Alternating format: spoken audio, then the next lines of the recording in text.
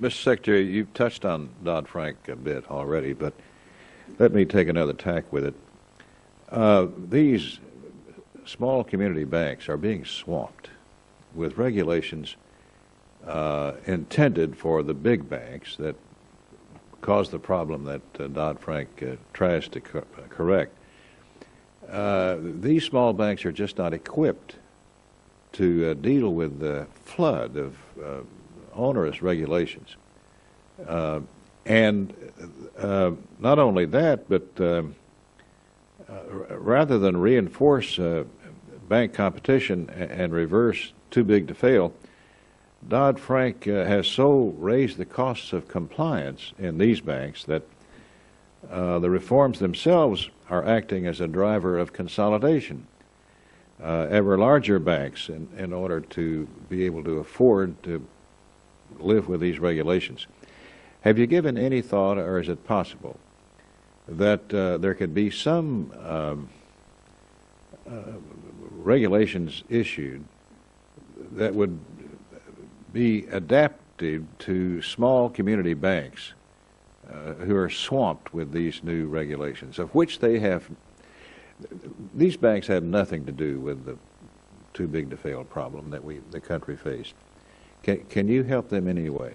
Mr. Chairman, I think there are very serious issues regarding the small community banks where they're different than the large money center banks that were taken into account in the drafting of the legislation. They're being taken into account as the rules are being written. I know that they've commented heavily on intermediate stages of rulemakings. I've talked to the regulators. I know they're looking seriously at those comments. The goal is to make sure that we're dealing with the core charge of Dodd-Frank, which is to make sure that the soundness of the system can be assured, and that to the extent that there are special circumstances where there's not a risk and small institutions can be treated in a way that reflects both the risk and the size. I know the agencies are looking at that. There is a balance that has to be struck because we have to make sure that we are implementing the law and in a way that avoids areas of risk. But there is a great deal of sensitivity to the fact that there are different kinds of risks coming from different institutions. I know that there are several specific issues that the community banks have raised, and when I've followed up with the regulators after hearing those concerns from the community banks, I certainly have the sense that they are hearing the message and trying to figure out how to address the issues that can be addressed. Well, it's still a work in progress. All of us on this committee, I think, have this problem with the small and community banks, which are the backbone of our communities out there, and they're being swamped, and they're hiring people that they can't afford to live with these regulations, which were designed for the big banks, the money centers, who caused the problem in the first place. So these are innocent bystanders who are getting slaughtered along the way, and I would hope that you would exert some real action on giving some relief. Mr. Chairman, I've met with the community banks. I've listened to the arguments in the case that they've made, and I've taken those issues back to the regulators. Obviously, the regulatory agencies have authority in each of their own respective areas, but I do have the strong sense that they are thinking hard about how to deal with this. Quickly on another subject entirely, the currency manipulation by China. There's not a soul in the world that doesn't believe that the renminbi is being manipulated by the Chinese for trade practice purposes, and it's working very smoothly, as a matter of fact. Commerce, Department of Commerce, cannot move until you have taken action. And I wonder what your thinking is about Chinese currency manipulation and its impact. Mr. Chairman, I was in China just about 3 weeks ago, raising these issues with all of China's senior leaders. I think that they were making some progress in terms of the value of the currency. 3%. No, it was more than that. There overall, I think it was considerably more correction than that.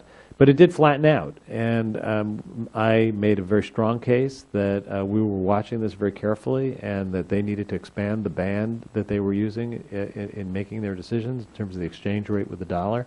And there are signs that there's some movement there. I think we put out a currency report just about 10 days ago, where we went through these issues in great length. The challenge that we have is to make the case and to get countries like China to adhere to the principle that has been agreed to in the kind of G7 and G20 context, that interest rates should be market determined, that they shouldn't be exchange rate targeted. And we will continue to make that case very forcefully in both the bilateral and the multilateral settings. Well, commerce can't levy countervailing duties unless Treasury registered China as a currency manipulator, and this has been going on for decades now, and we're getting beat. Our economy is absolutely suffering tremendously, I think, because of the undervalue of the renminbi. In fact, I'm told that it's set now at 6.14 renminbis to the dollar, which is, my information, a reduction of about 3% from this time last year. Is that not correct? I would have to check the current figures, but over the last couple of years, there's been substantial progress in terms of the appreciation against the dollar. These numbers move on a daily, month-to-month basis. So I'd be happy to follow up with you, Mr. Chairman. The thing I would just add is that when it comes to trade actions between the United States and China, this administration has been quite aggressive, whether it's in areas like auto parts or tires or rare earths.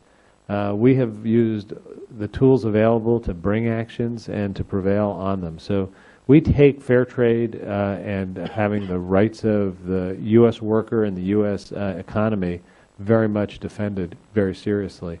We're trying to do it in the way that's most effective, where we actually can change the practices. And as you can see from the report we put out, are not pulling any punches in terms of what we analyze, how we make the case, and how we drive towards action. So I would look forward to working with you on it. Well, we'll keep an eye on it, and I hope and expect action. Quickly, Mr. Chairman, do I have time for one? Certainly. IRS issued more than $11 billion in faulty refunds through the Earned Income Tax Credit last year, according to an IG report released this week. Treasury Deputy Inspector General Michael McKinney found that the IRS has failed for the past 2 years to comply with a federal law requiring agencies to reduce payment errors to a rate of less than 10%. The President signed that statute in 2010. IRS says that at least 21% of its EITC payments in 2012 were faulty. 21%. $11 billion, money thrown down the drain. Can we fix that? Mr. Chairman, this is obviously an area that we've been working on with Congress for years. There has been substantial progress in reducing the error rate. I think that need to take a step back and remember that in the context of the Earned Income Tax Credit, which is one of the most effective programs that we've had in getting people off of welfare onto work since the Nixon administration. It is a very complicated program. The laws that are set up make it necessary for low-income people to go to tax preparers for the most part in order to file their tax returns. One of the things that we're doing now is reaching out to the tax return preparers and giving them a checklist of all the things that they need to do to reduce their error rate. I think that by working diligently at that end, we will make more progress. We're committed to reducing error rates throughout our enforcement of the tax code, not just with regard to these tax credits, but with regard to corporate taxes and regards to the tax deductions and credits taken by high-income taxpayers. I think if you look at the dollars that tax enforcement could produce, there are much larger numbers in the areas of corporate and high-income taxpayers. All of it has to be of equal concern to us, and it is. Well, 21% is unacceptable. I can understand, something less than that, but 21%, that's one out of every $5 is faulty. I expect heads to roll on this one. This is too big to fail, if you will. Thank you.